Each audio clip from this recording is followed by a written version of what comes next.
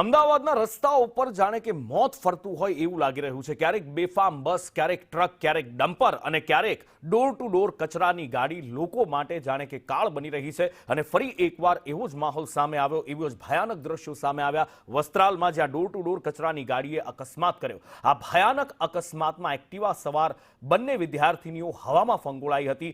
CCTV footage સામે આવ્યા છે, હચમચાવી નાખે એવા છે। ઘટનાની જાણ થતાં જ આઈ ટ્રાફિક પોલીસે વાહન ચાલકની ધરપકડ કરી છે। પોલીસ તપાસમાં સામે આવ્યું છે કે અકસ્માત સર્જ્યો ત્યારે ડ્રાઈવર મુકેશ દારૂના નશામાં ધૂત હતો।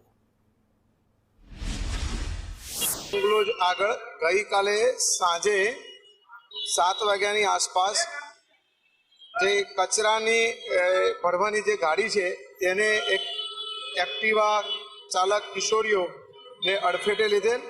આ કામે કિશોરીઓને હોસ્પિટલ ખાતે સારવાર હેતુ લઈ જવામાં આવેલ છે અને આ જે કચરાની ગાડી છે તેના ચાલકને પોલીસ સ્ટેશન લાવી તેના ઉપર નશો કરેલ હોય MVAC 185 મુજબની કાર્યવાહી કરવામાં આવેલ છે।